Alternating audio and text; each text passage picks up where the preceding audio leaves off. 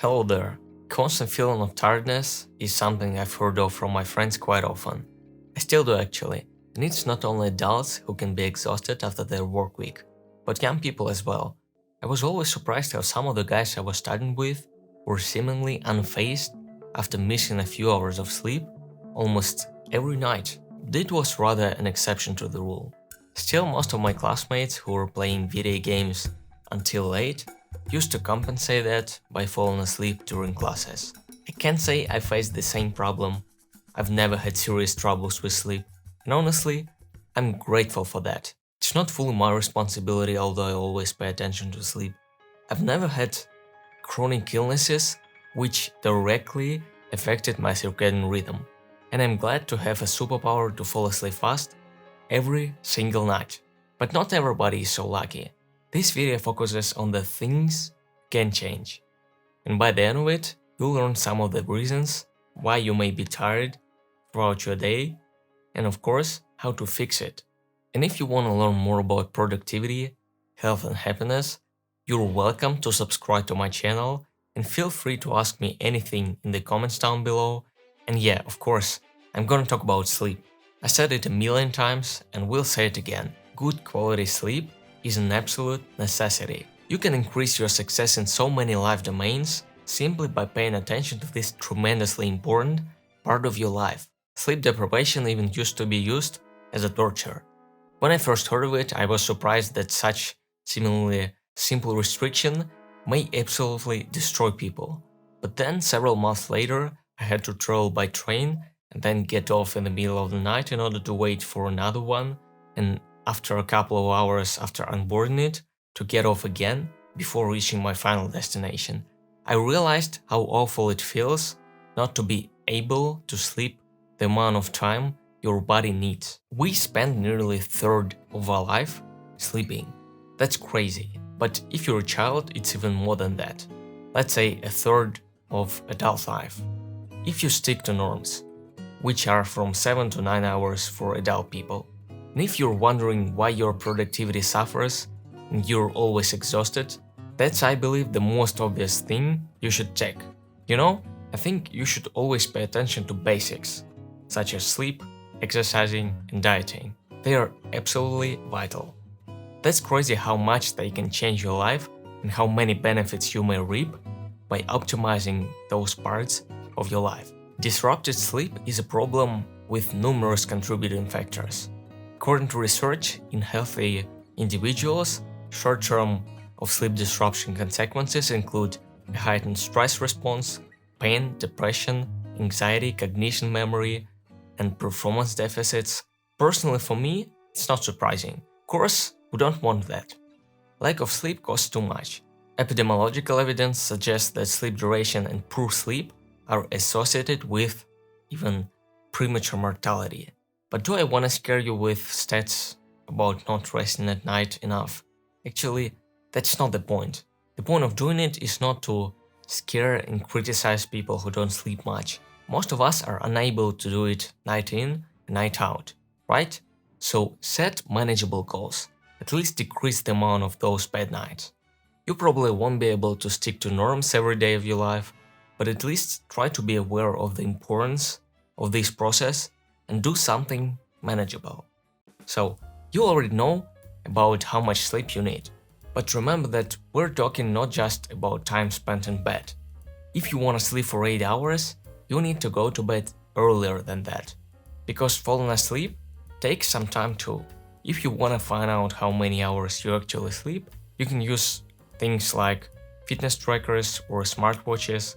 Not sure, I didn't do a research if they are very precise, but it at least shows you that if you spend 9 hours in bed, you haven't slept for 9 hours. So it may take some planning and willpower to resist the urge to watch another episode of that exciting TV show.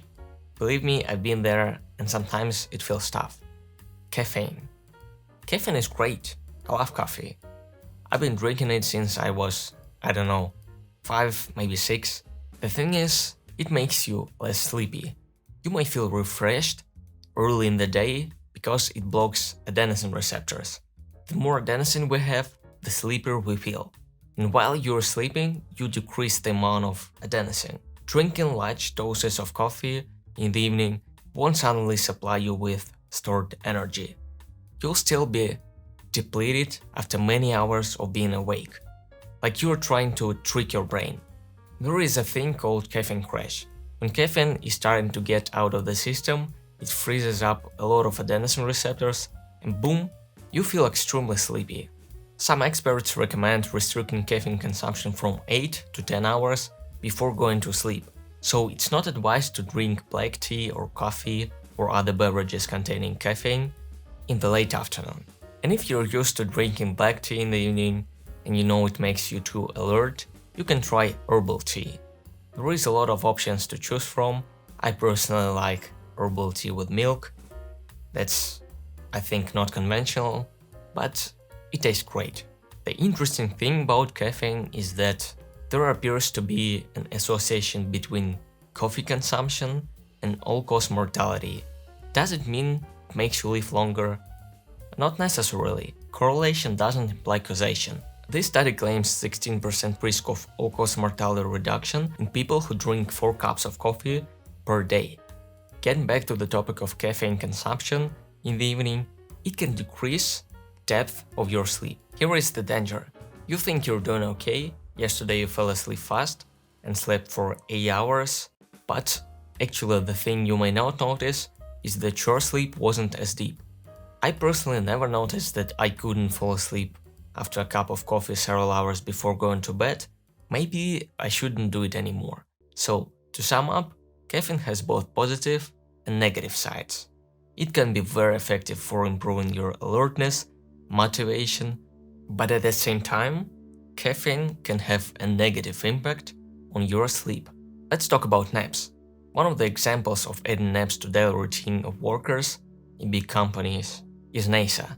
They claim that taking small naps improved their performance. Some studies show that napping people had improved overall cognition.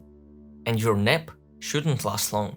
They are like a double-edged sword, and you should use them wisely. It's recommended to avoid naps of greater than 30 minutes. Some sources mention more than 30 minutes, but I personally don't like to spend more than that anyways. Half an hour of your time isn't that much.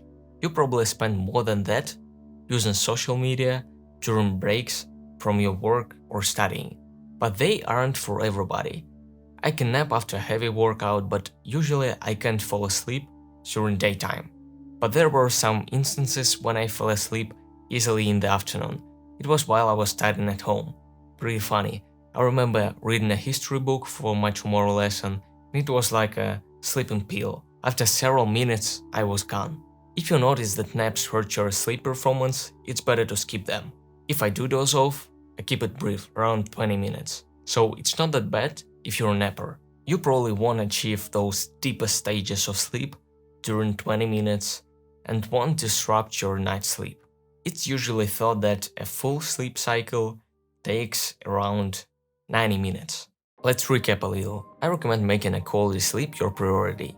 There are many disadvantages of sleep disruption, which can take a toll on your health and well-being.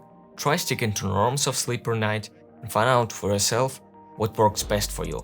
You can use the power of caffeine to enhance your performance, but be aware of its effects on your sleepiness. Don't use it much later in the day. What about napping? It seems to be a good tool. You can also try to improve your cognition and become less tired. But keep them brief and don't hurt your regular sleep by napping. I truly hope this video is helpful.